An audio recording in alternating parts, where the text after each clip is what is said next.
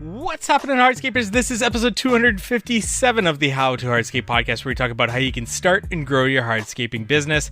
And on today's episode, we're joined by returning guest, George Urvari. He is the partner, co-owner of Oriole Landscaping with Peter, who we've both had back on the show a little bit more than a year ago.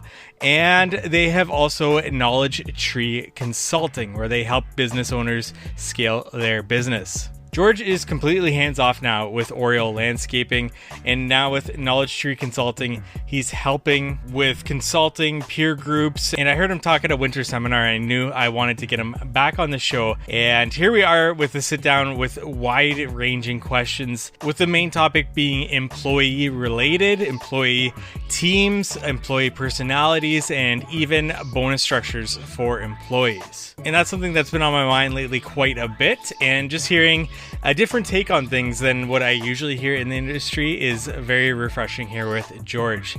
So definitely stay tuned for that. But before we get into the episode, we want to thank our sponsor, Cycle CPA. If you're looking for bookkeeping, accounting, CFO services, reach out to Cycle CPA at cyclecpa.com. Let them know How to Hardscape sent you for money off their services there. And if you're looking to sink your teeth into a software this season, then check out the How to Hardscape headquarters, where you can budget, estimate job costs, schedule, time track, and so much more, including our courses that'll help you onboard and train employees with installation related courses. Our app is just around the corner here, and when that app does come out, there will be a price increase for new users. So if you hop on before then, you'll be locked in at that price before the price increase. Shoot me a message at How to Hardscape on Instagram if you want to schedule a demo, or learn more at members.howtohardscape.com. And without further ado, let's get into today's episode with George from Knowledge Tree Consulting. Today, we're joined by George Urvari. He is the part owner of Oriole Landscaping, business that he is completely hands-off on at this moment in time, and that runs on its own in Toronto. And now he's got Knowledge Tree Consulting as well, a consulting firm for landscapers. And I saw you guys did a lot of shop tours and a lot more hands-on things, and are coming with a lot more content on the Instagram of showing more efficiencies in the shop yard and for landscapers, which is really cool. So George, we've also had you on the show before, so this is your second time. Thank you so much for joining us here again. Thanks, Mike. I appreciate it. So last time I had yourself and Peter on the show. George, tell me a little bit more about yourself. Tell me a little bit more about what was it about landscaping that had you think, you know what, this is the thing that I'm going to sink my teeth in. And even when I see you speaking, I saw you speaking at Car Landscape Depot this winter, how passionate you are about the landscaping, especially the business side of things, and knowing your numbers and knowing all that stuff. Where did that passion come from? Was it something that you knew you liked from the beginning, or did this grow over time and you kind of developed and evolved into this? Yeah, so at university, I studied history, economics, accounting, all kinds of things. And I also paid for school, doing landscapes. So just knocking on doors to get business. And I love the outdoors, and actually I love trees. If my true passion would be to be probably an arborist. Having said that, I ended up getting a landscaping business, and part of our success is obviously hiring people that were better than we ever were at whatever discipline that we had had our hands on. And I think I'm just curious. I'm curious about how things work. And I like to improve things. I think that my biggest driver is I like to fix things. So I used to be a ski technician. I used to be a bike mechanic. And I guess fixing and building a landscaping business is kind of another extension of just fixing things and making things. So I love systems. I love process. And, we're in a tough industry. There's so many moving parts, so many variables, seasonality, and so anything that you can do to make your life easier, I'm all over. So I'm industrious but lazy. I know that's an oxymoron, but if I can do it in less steps, I'm going to figure out how to do that, because I guess I like working hard. Maybe I don't like working stupid. That's the way to look at it. How long did it take you for you to embrace that at Oriole Landscaping when you guys first started? Was almost immediately you saw things that you could improve on efficiency wise, or did it take you a while to be like, hey, look back at things and think, you know what, why have we been doing this for years when we could be doing it this way? So I'll answer that in a different way. So essentially, I'm a type A personality who's obsessive about organization. However, until I got the language of Kaizen, which is continual improvement, and the concept of 5S, which is sort, set in order, standardize, shine, and sustain, I didn't have the language to have the processes stick, right? So I'd clean something up, somebody would make a mess. And once I learned about Kaizen, that's when I got the power to really make enormous changes. And the first changes we made were probably over 10 years in the physical realm of flow, workflow, yard organization, shop organization, office organization, paperwork flow, streamlining everything. So everything's sequential. And then when COVID hit, and we ended up switching from our server that was in the office to the cloud, I was able to take that same, language and use it to streamline all of our processes in the office. There's probably about 10,000 hours of work to sequence every process in the landscape business to run the business administratively. And through that experience, it actually liberated me to leave the business because the business runs without me. It's essentially based on agendas and meetings. And I don't need to be there. I have competent people. They just need to follow the process. Okay, so walk me through that and establishing those systems. Did you have how did you get the buy-in from your employees for something like that when they're so used to so many years doing it one way? um how did you get buy-in from the employees to embrace these systems and to, take more agency in your business and in their career forward in your business? Or was it a matter of having to reorganize your business and maybe hire new people that were less adjusted to the way you had been doing them before? Yeah, so about 15, 20 years ago, we started on the Kaizen process, so the philosophy of continual improvement. So everybody that had been with us understood the philosophy and they understood the benefits of it. Now, change is painful and difficult for sure. And there's obviously frustration in moving from A to Z. But once you get the alphabet down, you can spell, you can write sentences, you have the order and the language to communicate beautifully. And once I sorted out that, then it's no longer just buy-in. It's like a deep-rooted, it's a philosophy that the team embraces, and they perpetuate it without me. So, we want to be excellent. We don't want to be mediocre. So settling for mediocrity is not in the vocabulary, to the point where one of the tenets of Kaizen is people, culture, process, right? Well, the one thing I have absolute control over is the process, for sure. I can have a bad process or a good process. So an example, Michael, if you're a 10 and my process is a 2, you end up at a 5, right? So if I make my process a 1 and you're an 8, you're still awesome. Now, if you're 10, it's even better, right? And the other thing also that we learned, we started infusing different concepts like the Eisenhower matrix, which is urgent and important. So we only focus on 3 important urgent things at one time. That's it. And everything else falls to the wayside, unless it's an existential threat to the business. So what happens is we just, okay, we got to fix this. This is our priority. And we don't stop till it's done. And then it's resolved. Move on to the next problem. Rather than having 50 open accounts that we're trying to resolve, we get 3 done, 3 done, 3 done, a couple of quickies along the way here and there. And that concept that we infuse into how we run our meetings, how we run our business, accelerates our improvement exponentially. And it's a game changer. Essentially, it allowed me to get out of my business, the day-to-day, completely. The business completely runs without me, and I have absolute confidence, not only in the people, but the system. So the people component is also important, right? So you got to have people that are open, that are positive. If they're not, they can't be part of our company. If you don't want to get better, work somewhere else.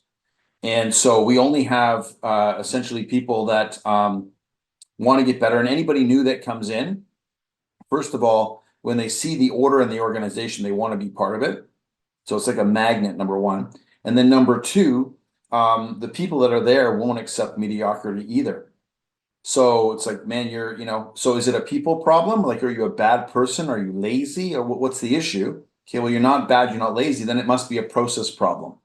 So you generally want to find out what's called the 5 whys. Why? Why is something going wrong? Is it a people problem? So the person has no character, they're lazy, apathetic, dishonest, whatever. If they've got good character, it's probably your fault. And so then it becomes a process problem. Well, how do we fix this through process? So the blame disappears, and you get this great place where you go to work and everybody you see at work, you're happy to see. Like, it's not like, oh, I got to deal with so-and-so today. Like, that just disappears. And once you get champions of that, not just one person, but everybody's on that train, it's automatic. It becomes a normal convention for the business. And so it takes time, like Rome wasn't built in one day. And if you continually work at it, you're going to get better. Here's another good one too. I just said the word and. I caught myself. I was going to say but. So but is a negative word. It's preclusive. It's excusive. So we use the word and it's hilarious because when I do coaching for people, I can see that they're making excuses every time they say the word but. And so we make a joke of it. We say, okay, let's find out how often you use but in an hour. It's hilarious. And the higher the buts, the more problems. That's the irony in the whole exchange. So the idea is a joke. You kind of make, we're wired. It's not because you're a bad person. You literally are wired with buts. And so get rid of the buts and turn them to ands, and anything's possible. And that's such a fun exercise to do. Lots of things. I'm just taking notes as you're talking here, and lots of things that I want to go over what you just said there. First being you mentioned three important things roughly that you want to take on at any given time to improve. Now, with something like admin, sales, production, can you have three different things in each of these areas? Or is this as a company, you'll take on three different things and you'll work together on them? Those sales, admin, and the production will all work towards those three things. Right. So if you think about problems, what's your biggest problem? So let's say your production's poor, okay, and you need to fix that. Well, it won't help you very much if the drawings aren't right. So first, let's get the office in order and then get all those things out of the way. Then we can train how to read a drawing, how to lay out a site, and how to get efficient on site. But the primary problem is the poor information in the drawing. So, give somebody poor instructions, you're going to get a lot of phone calls. So there's an enormous amount of effort up front. And most people are not willing or don't have the patience or don't have a system to perpetuate excellence. And systems perpetuate excellence. The best example of that is a sports team. You go to the practice, you practice, and then you play, you get a score, and then you see what went wrong, what went right. You practice the weaknesses, which is essentially the planning session, right? But you start from the head. There's no point fixing your foot if your brain is taking you off a cliff every time. And so one of the things that we do that's really powerful is we have a SWOT exercise that we do. And it basically starts with psychology. 10 psychology questions. What's your psychology? Then we go to leadership. Like, how much do you actually know about leadership? Most people know nothing about leadership. That's the amazing part. So that's the head. What am I doing? Where are we going? What's the party? What are we doing? What are we not doing? When should we do it? Who should be involved? Who shouldn't be involved? And then we go to the 5 pillars of business, which is economics, which is money, insurance, law. We go to operations, sales and marketing, HR, and technology, not necessarily in that order. And then we have 2 more categories. One is continual improvement. Okay, so what's your method to continually improve perpetually? And then last but not least, we go to growth. Because most people want to grow the top line when really we should grow the bottom line. So first you get rid of first you get efficient, then you streamline, you optimize, and then you grow. And there's like 7 different ways to grow, which most people don't realize. So they grow the wrong way, they grow the wrong time, they say yes to everything, they say yes to the wrong jobs, the wrong neighborhoods. The could be, there's a whole bunch of constraints to what you should and shouldn't do. So, for example, let's say I want to lose weight. What's the easiest way for me to lose weight? Well, it's to stop doing bad things, which is eating junk food or eating sugar. Or you know what? Maybe I'll do intermittent fasting. I won't eat as much. Great. So essentially, not doing silly things is the first step. And then the second part, which is harder in my mind, is doing the right things, which is, guess what? Doing exercise, right? But we can get a lot better by just not doing bad things. The biggest takeaway I've learned in all the businesses that I've consulted is people's openness, and I think their understanding of risk.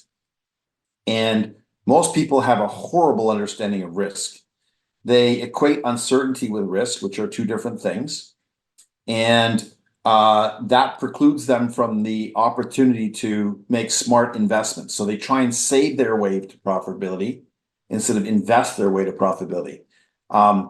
And so the biggest gap is leadership. The companies that have great leaders do so much better, so much faster. And leadership is a choice. So if you're not educating yourself about leadership and about business, right? You should have gone to business school, but you didn't. So here's your opportunity to get better, but you didn't. And you're going to try and get little tips all over the place to try and build your wealth of knowledge, which will take forever. There's 1,200 folders in every business. 1,200 folders to run a business. And you, as a small business, need to know all of them, which is kind of insane. And you neglect finance, right? You neglect leadership and you wing it. And then operations are a whole other kettle of fish. That's the easiest thing to fix. Operations, most people are sort of operations hands-on people. And even that is a disaster for most companies. So process, and people, and then you'll have great culture with great leadership.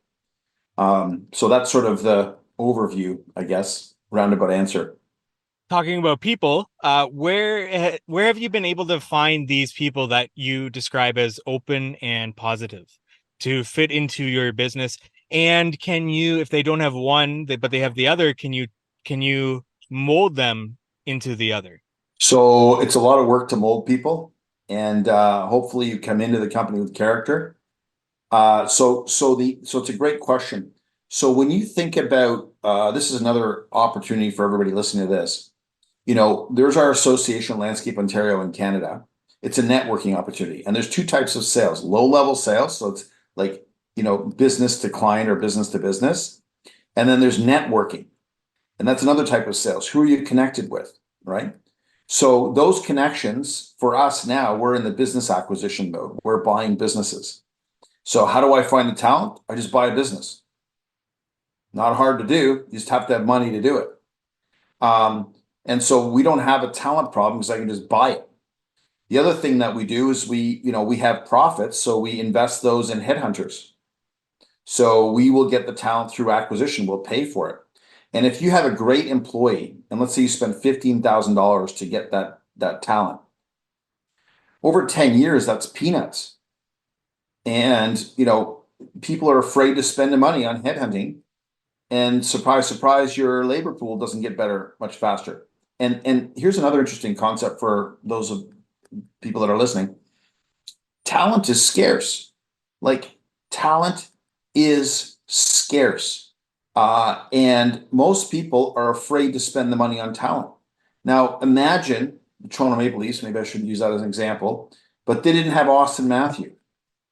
It wouldn't be that great. Or back in the day, you didn't have Sidney Crosby. It wouldn't be that great. Like, they're game changers. So there are certain game-changing agents in your business. It's a person, generally. Hopefully the leader is amazing, or learns to become amazing. There are assets, equipment, right? Software, and then processes. And you need all amazing things. It's like your car's running on 8 cylinders and 2 of the cylinders are misfiring. It's not a very good experience. And that's your business. So we got to play with A's. Like, there's no settling for B's, and it takes time. So, if I was going to be hard, which is one of my tendencies, I like to look at people as assets or liabilities, and it's like a balance sheet. There's no in between. So I got to move you from one side of the ledger to the other. And if you have a clean balance sheet, it's beautiful assets with high ROI, low depreciation. And people are the exact same thing. Now, it could be that you hired the wrong person. It's your fault. Could be the person isn't right for that role. It could be that it's not because the people are bad. It's literally because they're misaligned with what you need them to do or what they want to do. And so you can't force people to do things. You have to make them want to do it. And that's another part of leadership most people are really, really falling short on. They don't inspire their team. So there's a lot of moving parts to it, but this can all be learned. I on my high networking side, one of the things that I did about 20 years ago is I joined a golf and country club. And I hang out with like people that are way above my pay grade. And it's expensive, but it's an investment. And I get to exercise and I get to hang out with super smart people that have been places I've never been, done things I've never done. And I'm learning from these people. So those are game changers. Talent is scarce. Well, hang around with the talent and you will, by definition, absorb some of that experience. One of the guys I play with is the vice dean of the Rotman Business School, for example, pretty useful. I've got CEOs and CFOs and presidents of giant corporations that share all kinds of insights with me. Man, it makes a huge difference in my business acumen, and then I use that in my consulting. So, that networking is huge. Landscape Ontario is a great outlet for people to network with higher level companies that have been there, done that. If you're in your, I call it the silo of stupidity. So essentially you're in your little lane and you don't see what's around you, you become myopic, and that's not going to help you. Yes, you can work harder, you can work longer. It's unsustainable. And eventually you'll burn out, you'll get a divorce or both. And I've been in business 38 years and I've been coaching for probably 15 years. And say the last 3 years I've formalized it now, where we've processed our consulting. And, it's really interesting to see different people at different stages of business and different states of business. So stages are essentially things like, I'm just new to the business. Maybe I've got, my first admin person. Maybe I've got a few admin people. So there's these stages. Maybe I'm finally turnkey, which is unusual. And then there's states of business. So I'm in chaos mode, I'm in scramble mode, I'm in restructuring mode, I'm in growth mode, which most people are in growth mode while they're in chaos, which is not a good idea. And then essentially you're in turnkey acquisition mode where you're buying businesses. And so the pain of all of that essentially can be eliminated through learning and process and of course leadership. But it's all doable. So it's really interesting to watch the companies that, improve way faster compared to other companies that are just sort of running, nothing changes, nothing changes. So it's kind of neat to see those journeys of our clients, like watching them shine. Some of them a little slower than others, obviously, because, you might have a leader that will never be as good a leader as, say, Sidney Crosby. And so that team won't win the Stanley Cup, but they're certainly going to do better. They won't finish last in their division, for example. Really quick, is there any commonalities in those types of people versus the people that are able to grow much faster in terms of their personalities? Is it risk aversion? Is it a lack of belief in oneself? Like, is there any commonalities that you see in those people that are a little bit more stagnant for longer periods of time? Yeah, so absolutely. So we do Myers-Briggs assessments on everybody in our consulting of the teams. And so I'll sort of use myself as the benchmark, right? So I'm extroverted. I'm an ENTJ, extroverted, intuitive. Okay, so I sense things. I am able to forecast in the future. So my whole world is in the future. I'm thinking, so like I'm highly analytical, and I'm judging. So I categorize and judge, and that makes me very good at decision making. Not to say I don't make mistakes, but I get to yes way faster than most people. And so what's really cool about that personality profile, now there's the introverted version of me, right? And so certain personality profiles are way better at decision making than others, or they're way better at objective data rather than subjective data. So some people feel and some people think. So thinkers generally end up being better leaders. Having said that, there are some exceptions, and you can get somebody who feels and judges. So that's an interesting cat, and they can do really well. But there's also 13 leadership styles, right? So sometimes you're the right leader at the right time for the right situation. And an example of that would be, let's say in a war, you might want a Churchill, but after the war, you don't want a Churchill, right? So yes, your psychological profile has a huge impact on what kind of leader you're going to be. You could be an inspirational leader. That doesn't mean you can manage yourself out of a box, right? And so the beauty of an organization is it's not just you, it's other people. So for example, for my personality, what I have weaknesses. Every one of them has a weakness. So my weakness is feeling. My feeling is not as naturally developed as somebody who has a high feeling function. So to inspire people, maybe I'm not the guy. But if you want to have great processes or you want action and decisions, I'm your person.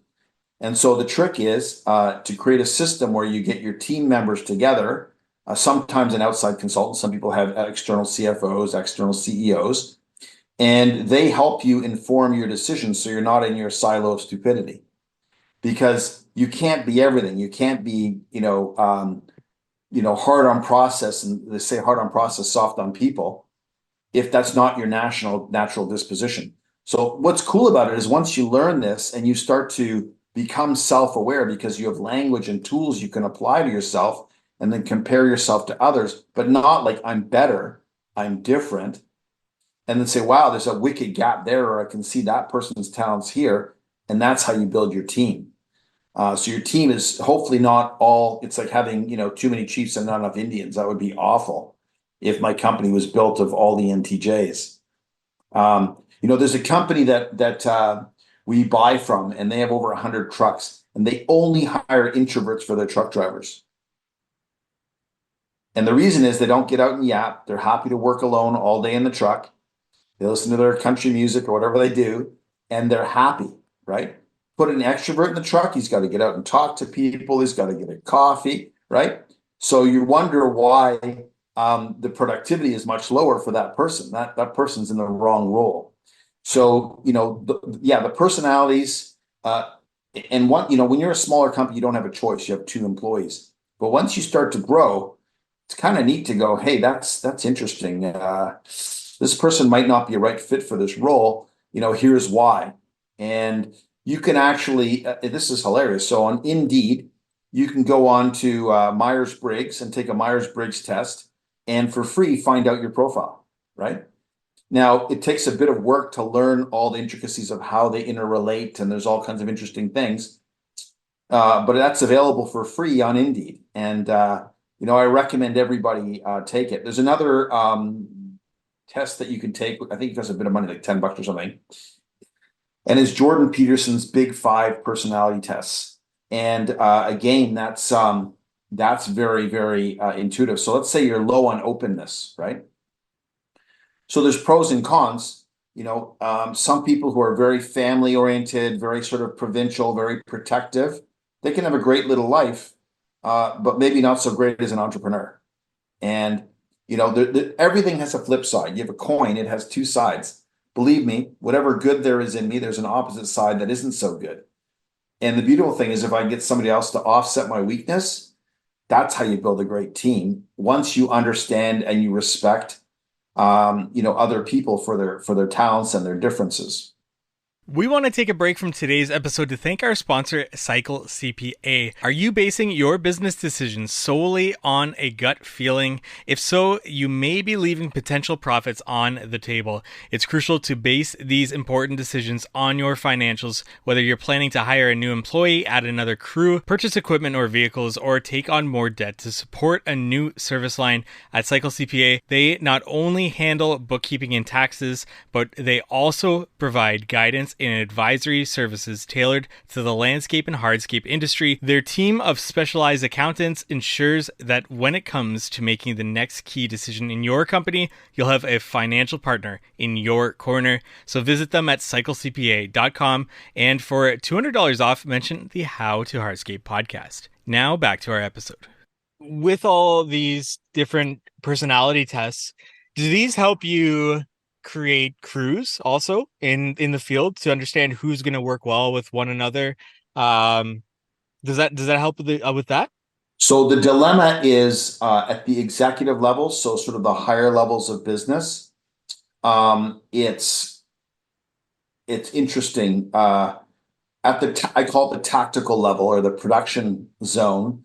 Unfortunately, there's just not enough talent, to be honest with you, to be able to mix and match personality types. I wish there was, but there isn't.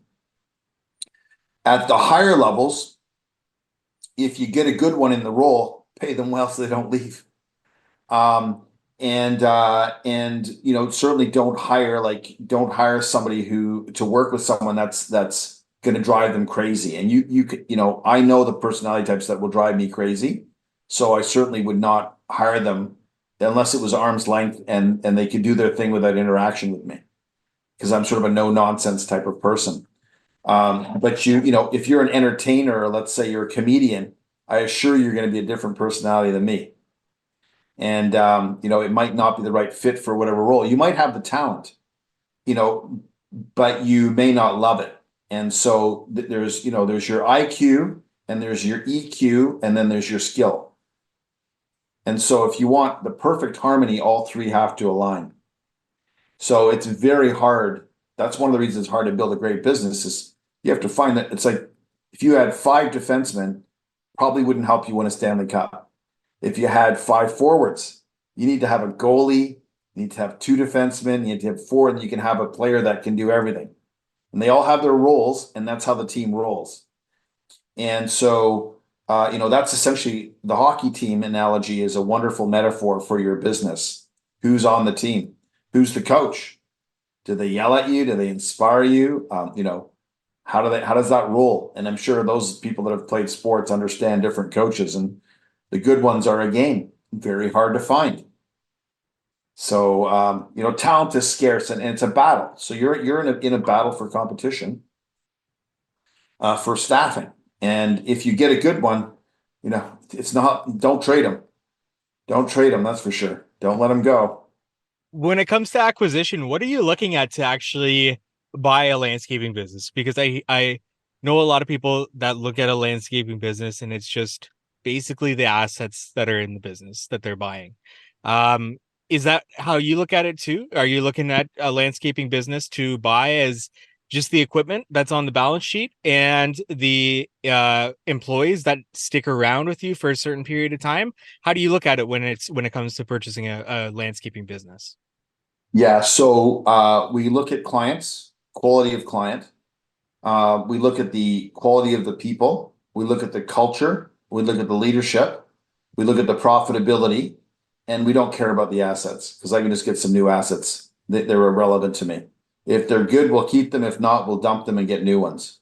Or we encourage the person before we buy their business to liquidate their assets, because I can get another truck, not an issue. So generally what we do is, depending on how, most businesses are not that well run, right? So they're not like turnkey. So they're not going to get a premium, a multiple of earnings. That's not the case. Generally what happens is you get a factor for sales, for revenue, and you get a headhunting fee per employee that stays. And so you're essentially buying talent and customers, because most of them don't have a great process. So you're not buying the process. Certainly there's a cultural component, right? because you have to have people that are like passionate about what they do and stuff. So that's a huge component. That's an intangible. Um, and but you're certainly not paying 5 times earnings or something like that, or 10 times earnings, or 30 times earnings like a software firm. And a maintenance company is worth more than a construction company for sure. You also look at the age of the employees, right? So if you have a company with older employees, that's a bit of a problem because they've got maybe 5 to 10 years left. And then it's not like they grow foremen on trees or crew leaders. So, there's a lot that goes into what you're buying and what you're getting, and there's a bit of a risk. The risk is generally low if you do your due diligence. And then there's opportunities to vertically integrate those businesses to reduce your overhead in your own business if you have the administrative capacity. So you can increase your profits, lower your overhead, consolidate things. So there's some additional profits that can be found on that front as well. When you're looking at purchasing a landscaping business, has it ever been to be able to add a service to your business that you haven't been able to add before? Yeah, so no, it's generally we stick to what we're good at. Yeah. So if I'm taking on something completely new, uh, that's terrifying, especially if I don't know that business. Like if I hire somebody, the person leaves and I'm stuck holding the bag. But if I know the business, anybody can step in and take it over. So I also look at services that don't add to my peak periods. So they have to fill in non-peak period sales. Otherwise, I'm not interested. Or I can layer it on and there's no extra stress to the business. And I want interoperability so I can move people from one company to my company and move them around if I need to. So that's another layer of security. And then with that, I was at the tip of my tongue as I was thinking about it, but perhaps I will come back to that and we'll talk about employee benefits or bonus programs. Have you ever toyed around with that? Do you have something in place at Oriole, or have you tried things and they haven't worked? What's your ideas around an employee bonus program? Okay, so I'll make it really simple. Most companies don't have the administrative structure to administer bonus programs. If your accounting isn't tight, and if your accounting is a capacity, and you don't break things down like whether you put things in aggregates, you just throw it in materials. You don't direct cost expenses or a cost to clients, right? So it's obviously vendors automatically, then it's by category, and then it's to the client. And forget it. If you can't do timely reporting, forget it. So it's a non-starter for most small businesses. I would say up until at least 7 million in revenue when you have a controller and maybe a bookkeeper. Okay. So just I've seen it, and you can have all these wonderful initiatives and intentions, doesn't work. The second factor, when and why, so should you or shouldn't you is the question. The answer is maybe. The next constraint on giving bonuses is whether you have an extrinsic reward system or an intrinsic reward system. Okay. So most people do things because they like it, not for the money. And I'll give you an example. If I sell something and I believe it, I'll sell it all day long. If I don't believe in it, I can't. But imagine I was rewarded for doing more of bad things. Who am I attracting? So we don't like intrinsically rewarded people in our business. That should be the secondary consideration. They also often aren't team players. So in our industry, we are team players. It's like on a hockey team when you have a selfish hockey player who hogs the puck, doesn't pass, and wants the glory and doesn't want to back check, right? But they want a huge paycheck for scoring. So what are they going to do? They're going to not pass. They're going to do all the wrong things. There's some other constraints to offering bonuses, which is if you don't have a consistent type of work. In other words, you have big jobs, little jobs, good access jobs, bad access jobs. The one crew ends up getting the crappy job uphill with pails. They're not going to make a bonus. So now you get friction. Then when you do give a bonus, and believe me, we've tried all this. Then when you do give a bonus and it wasn't as much as last year, they're like, why? Right? So like, yeah, that's not great. So what we do is we pay incredibly well. That's what we do. We just pay you incredible. And if you suck, you're off the team. You're traded. It's real simple, right? Number one. So there's your reward. Number two, we do pay overtime as well because we want to reward you for the extra hours. Now, if you're stealing hours or you're dragging the clock or whatever, then you're out of here. And hopefully our company's efficient enough that we're not doing warranty during the overtime. That's where most small companies get killed, right? When they implement that. The other thing also is we have to be competitive against other industries that do pay overtime. That's why we pay overtime, even though we don't have to, because we don't want to lose our employees to other industries. So there's a non-altruistic component to paying overtime, believe it or not. And it's all factored into our budgeting as a ratio of what our labor to sales should be anyway. And then we try and control overtime hours. Overtime hours are great if you're producing more revenue. There's no downside. But if you're catching up on a job or you're doing warranty, it's a problem, right? So that's where you got to be really efficient. So again, back to the rewards. There's two components to a reward system. One, like for example, profit sharing is great, but there's two components to it. One is quantitative, how much did you do? And the other one's qualitative, how well did you do it? But it's not just how well you did it, it's like how did you make the customer feel? So the entire prism of the entire exercise is what's the customer perspective of that company? So the person might have done a great job, cleaned up every day, but was rude to the client. Yeah, guess what? Massive X, because that's our next job, right? And so there has to be quantitative and qualitative consideration. It should be tied into your annual review, and then the reward is given at the end of the year based on the profitability. One of the things that you can do is break your profits up into ratios. X goes to reinvestment, X goes to the investors, and X goes to the staff. Anything above whatever that threshold that you set is. So you create fairness and consistency. You have open books, right? Because, I can give myself a huge raise and there's no profit. So you can look at ratios and say, wait a second, executive compensation went up like 5%. There goes our profit, right? So, we look at ourselves as employees of the business. And if we do really well, we get rewarded as shareholders.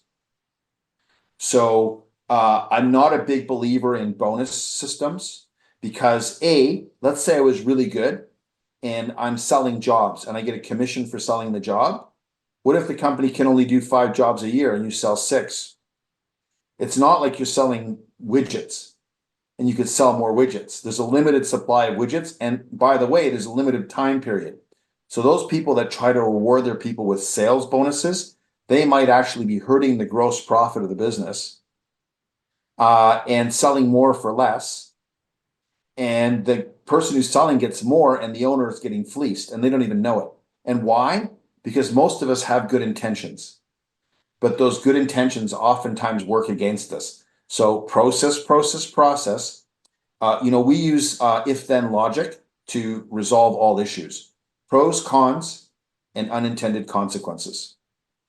And you know what you know what you don't know, and you don't know what you don't know, and therein lies most of your opportunity, and that's what's called education. And most people now, they get little tips. They go to a little seminar for an hour or something and think, wow, I really learned something.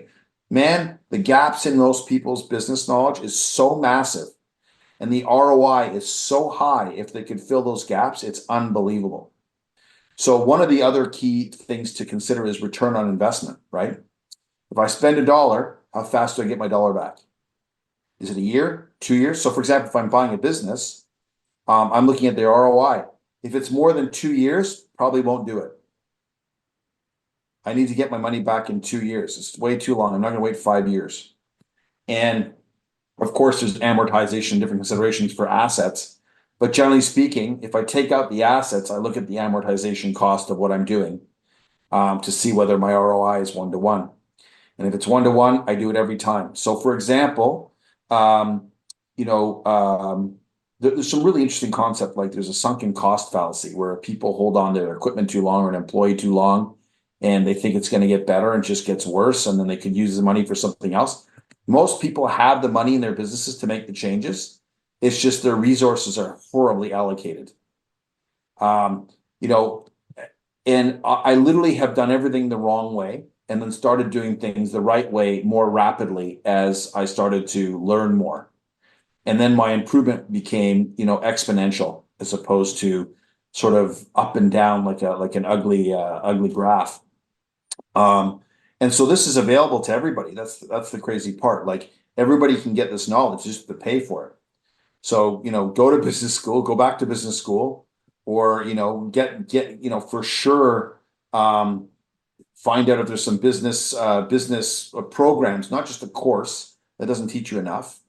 And then the other thing that's really interesting about making your business better is there's essentially visionaries, right? So they're like, okay, I see where I want to go, I see what I want to do, but they don't actually make shit happen.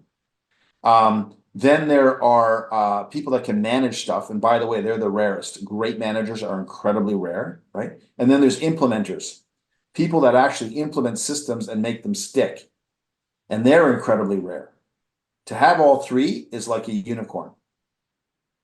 So if you don't have the talent on your team to implement, you have to outsource that. One of the things I learned early, and I was never afraid to do this, is if there's something that I want to do, I would hire the best and I would just have them help us do it. So it was 50 or 60 grand. I don't care. Hold my hand, show me how, walk me through every step. And maybe I'm a slow learner, but if you take me through this thing, we're going to get to the, and we're going to have momentum. So most people try and take projects on themselves. They don't have the talent for it, first of all. They don't have the time for it. And they probably should be doing something else. So, ironically, I always say this, consultants are the cheapest part-time employee that you can ever hire, if they're any good, that'll have the biggest impact on your team. Here's an example. The Raptors, who do they bring in? Kawhi Leonard. What happens? They win a championship. So they essentially rented him for a short period of time, and he was a game changer, no pun intended. And, talent is scarce. You can get all kinds of equipment. I don't care what it is. You can buy it other than under COVID. You can buy whatever you want. It's not an issue. That's not even an issue. But talent, woo, what a game changer. And most people neglect the talent. I never worry about what I pay for something. I only worry about the value, whether it's an employee, whether it's a piece of equipment, whether it's an advisor. We just hired a guy to consult our consulting company, and the guy's $10,000 a day. Best money I ever spent, right? Because he's been there, done that. If you think about knowledge, there's knowledge, which is a circle, let's say, full of all these dots, and experiences where there's 100 times more dots and they're connected. And that's somebody who's been there, done that, can literally navigate the connections of what do I do next? What shouldn't I do? When should I do this? So people get their wins. Most communication, simple rules. Like we only email in our company. There are no phone calls. There is no WhatsApp. There's no texting. It's email. And most of the emails are yes, no, thank you. I need this Wednesday, right? And it's just a game changer in terms of rapid communication. And there's a concept called RACI, which is responsible, accountable, consulted, and informed. And so if you want great communication and you don't want people left out, you have to have great communication processes. And the beauty of email is you can CC people, you can blind CC people, you can hit read or unread to prioritize. Whereas if it's a phone call or a voicemail, you got to play phone tag, you got to listen to the verbal diarrhea, right? Like time is the one thing you're going to run out of. You can always make more money, but man, your time is limited. So you better be effective.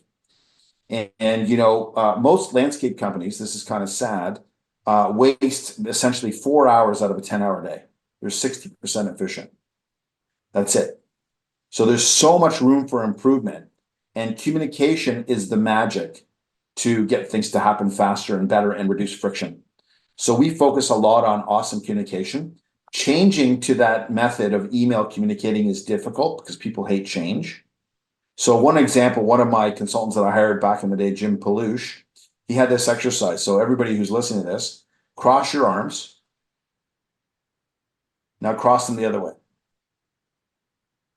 Now, most of you are uncomfortable the other way. It doesn't feel good.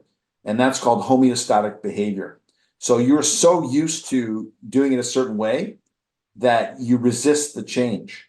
And as somebody who implements things or as a change agent, right?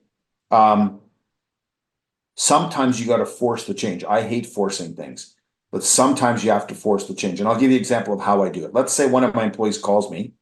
What I'll do is I'll talk to them and I'll say, okay, next time, please email me. So let's say they text me. I will text them back, email me. Let's say they call me. I email them.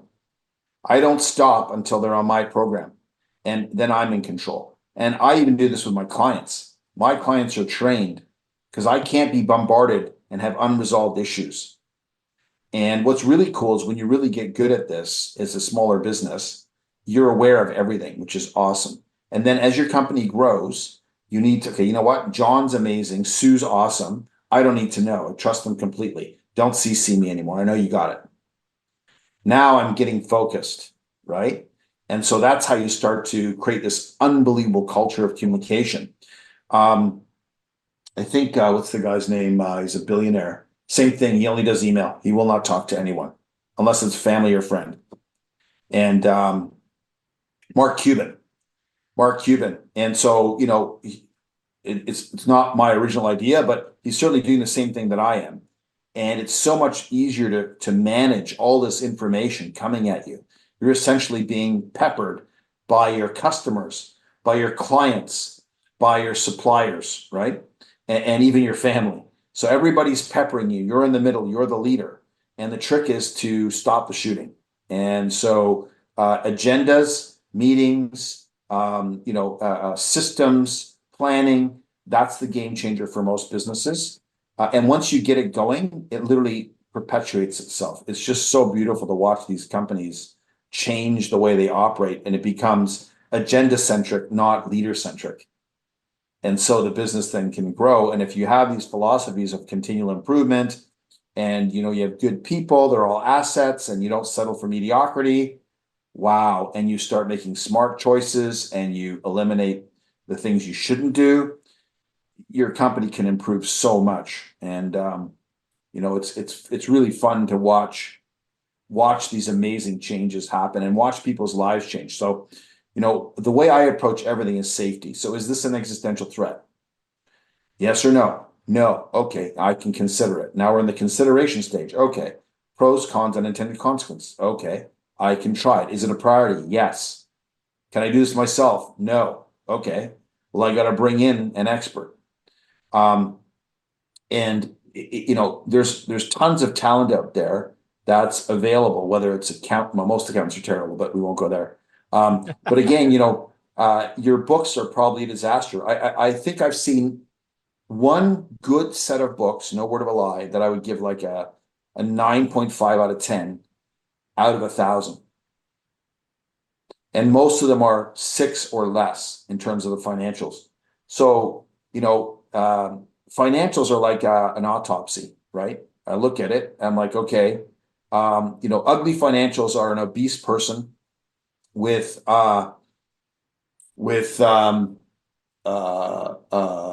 broken ankles, and their mind is literally all over the place. Their eyes are like nothing's together, right? And then you can have somebody that's really good.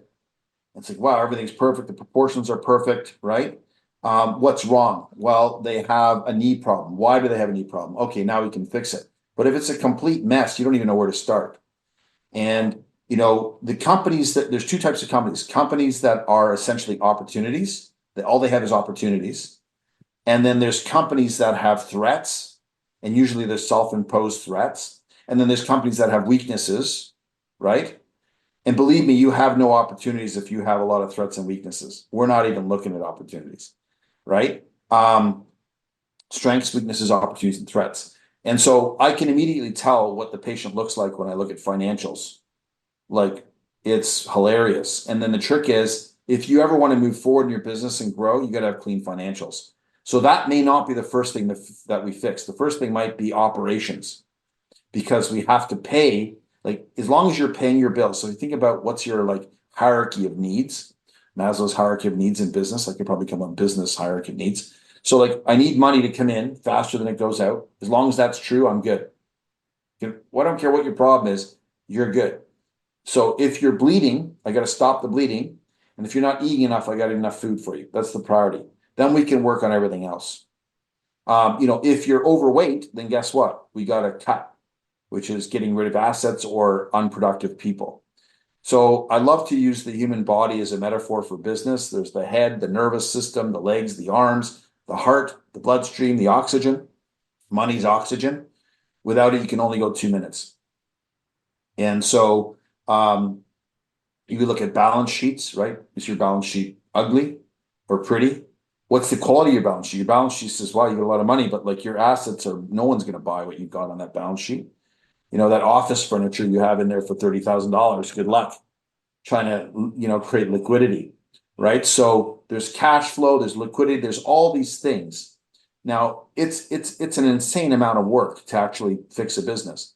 But if you sort of chew on it one bite at a time by the biggest problem, I got to lose weight. Okay, great. I'm going to eat less.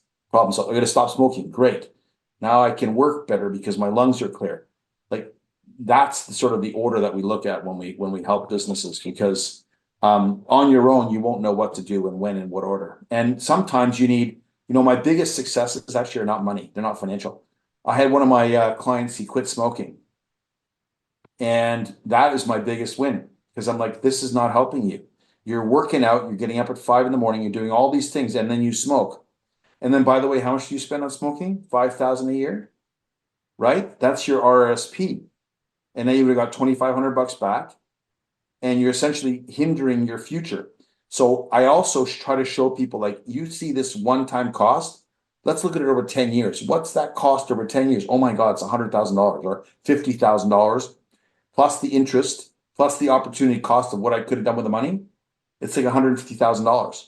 So like, let's get this stuff straight. Let's look at the time value of money. Yeah. So I think I went off a bit of a tangent on the HR there, but it's No all worries. good. I did not want to cut you off there, George. I have two really quick questions about the compensation bonus structure. Really quickly.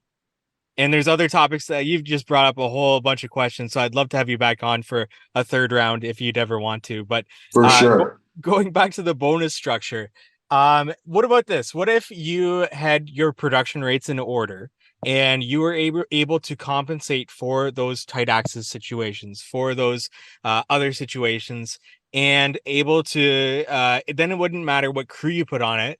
And then if they finish the job under the amount of hours that you budgeted for that job, they got to keep the excess money there that's left over for that specific, and that would be their bonus for that. Have you seen that kind of implemented? Have you seen any downfalls with that specific type of compensation structure? Yeah. So there's nothing wrong with the logic of that. Hmm. The trick is administering it and having your production rates down where you understand that this type of project is this type of production. The other thing also is if it's based on revenue per crew, which is essentially the real metric and the gross profit per job, it's not like you can, like, your revenue per crew on a paling job is like horrible compared to a machine job with giant armor stone walls. And also the morale of the staff is pretty bad when you put them on those, paling jobs. So it's just so hard to do. Where I've seen it succeed is when you get into larger projects, and you, like, one of the companies I coach, they do 3.8 million with 3 crews, right? And so they're doing huge volume, and they all have similar sized machines. So they got, let's say a 5-ton excavator and a, 6.5 foot track loader, and the work's similar. So then, yeah, you can do it. And then it's a question of whose sales goal, like the one guy's doing 1.4, one guy's doing 1.2. Well, he's going to get a bigger reward, right? So, but the question is, do you really need to do that to motivate people? And how are you rewarding them? So at the end of the day are they good employees? Do they produce well? Do they go the extra mile? Right? And how do you incentivize them? And how do you create the concept of team, we, not me? Because it can go to me really quickly. And here's another interesting concept. Let's say that you played hockey for a team and you're the star and you're on the top line. I'm the best guy. Okay. Well, if you don't have the guy on the second and third line to rest you, you're toast. So even though that person might not be as productive as you, the reason you exist is because they're holding the line for you. And so I like to look at things in terms of a collective rather than the individual. I'm not wired that way. I'm not a transactional person. I'm a relationship person. And part of the concept of Kaizen is to create standardization. Well, if your work week is 50 hours, right, then you have a standardized work week. Now, younger companies, they're going to work 60 hours. I've seen it. But when you're 40 or 50, that's not going to happen. And, so if you look at standardization, what am I hiring? I'm hiring a family, hopefully a house, hopefully a wife, hopefully kids, a car, and stickiness.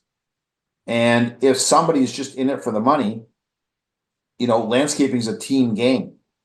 I just don't see how it works very well. One thing that I did learn from one of my, not my consult clients, but from landscaping, there was a guy who said, okay, I'll pay you, say $50 an hour, $500 today.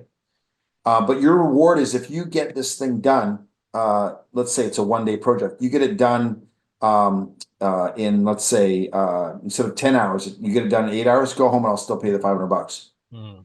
Okay. So there's a reward of time. The other thing that we do for rewards is I send my employees and their families on trips because some of them, if they're cheap minded, they just save, save, save, and they've never lived before. So like, we're going to send you an all inclusive somewhere to, Barbados or Jamaica or wherever it is you're going to go, and you're going to experience something different. And every one of them comes back. Well, the wives are super happy. And so if you have a happy wife, you have generally, not that there's not women the other way around, but generally happy wife, happy life. And you have an advocate for you at home. Yeah, go make some money. I want to go on another trip. Right. So that's an extrinsic reward, but it's non-monetary.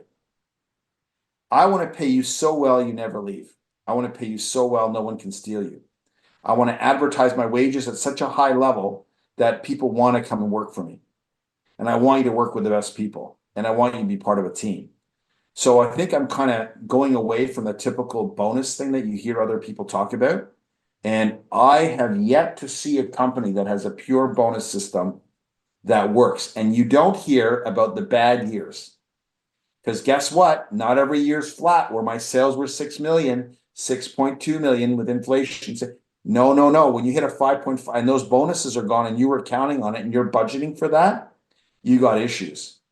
And I've seen that happen. So remember Murphy's Law, more can go wrong than right. And if you believe as a collective in the enterprise and the vision, you're more likely to be successful. It seems like keep it simple is the better part of that. The more I talk to you, George, the more questions I have. And this is the problem with the amount of time that we have. So last one really quick, before I ask the closing question. You mentioned sending somebody on a trip. Does that not introduce friction between other team members that didn't get sent on a trip or anything like that? Or is there an understanding that, hey, this person did something well, we're going to send them on the trip, and there's goals that you can hit that you can also go on a trip at some point in the future? Yeah, so the way that works is based on years of service. So every 5 years, if Uh, you make it 5 years, and by the way, if you suck, you're never going on the trip because you won't be here, right? yeah, So they have something to look forward to. And they otherwise might not reward themselves. So that's the crazy part. I want to give them an experience. And so yes, there is another caveat to that. So great catch. awesome. And then my final question to you as we close out here. You did mention networking and the importance of that and the golf club that you're a part of. Can you give our audience something recently that you've heard from your network that really clicked with you, or it was an aha moment, or something that you want to start to implement, whether it's in your personal life, business life, um, consulting, or Oriole landscaping? Anything that you could share with us that you picked up fairly recently from your interactions within your network? Cool. Yeah. So yeah, here's a big one, right? So I'm a process guy. So I'm all about products, right? And in the consulting business, it's all about services, which is different. So what I learned from one of my buddies at the club was I'm in the business of answering the what. What is it you need? Right? What is it you really need? And if I can answer your what, then there's a way higher chance of closing. If I show you the how and I go on about the how, that's irrelevant. Let's figure out the what and we'll figure out the how. And that was and this guy deals with like, billion-dollar corporations. Like he's called in to help all these giant corporations sort out their client experience. And everything's about the client. What's the client see? What's the client experience, right? What was the product like? What was the process like? What was the service like? What was the after service like, right? How polite were you? Were you respectful? Like, it's all about the customers. So if you look at that prism to answer all of your questions, what is it you need? So for consulting, what is it that you need? And then what can I do to help you? And that's the magic. And that's the same for landscaping. What do you need? Could be a problem solved, or it could be something that you want to make you happy. What's the what? Awesome. George, thank you so much for your time and for putting up with my questions here. Where can our audience go to find out more about you, yourself, Knowledge Tree Consulting, anywhere that you want to send them to? Where can they find out more about that? Yeah, so if you're interested, you can reach out to me at george@knowledgetreeconsulting.com. By email. I think that's the best. You can go on our website as well, Knowledge Tree Consulting, and reach out to us, and we'd be happy to have a chat about how we can help you. Awesome. Thanks so much, George. Thanks, Michael. Thank you for listening to today's podcast episode. Definitely check out George and Peter at knowledgetreeconsulting.com. See what they've got going on over there and start a conversation with them if you are looking to get a consultant on your side. And speaking of consulting, I want to consult you to leave us a 5-star rating and review on Apple, Spotify, or wherever you are listening to this. This really helps this podcast. If there's any future guests that you want to hear, I'm all open to suggestions. Shoot me a message at How to Hardscape on Instagram. And really, if there's an episode that stands out to you and you want to message me, I'd love to hear your feedback on it. Topics that you want to hear more about and for us to go deeper, especially with the guests that we have on our show, or answers that you want, questions that you have, or you just want to share the podcast with somebody that you think would be helped by the information from it. That is something I would very much appreciate. So thank you so much for listening. We want to say thank you to our sponsor once again, Cycle CPA. If you're looking for bookkeeping, accounting, CFO services, reach out to Cycle CPA at cyclecpa.com. Let them know How to Hardscape sent you for money off their services there. The How to Hardscape headquarters software. If you're looking to get into a software to help streamline processes in your business, that's members.howtohardscape.com, or send me a message at How to Hardscape on Instagram. And we look forward to meeting with you next week on the How to Hardscape podcast.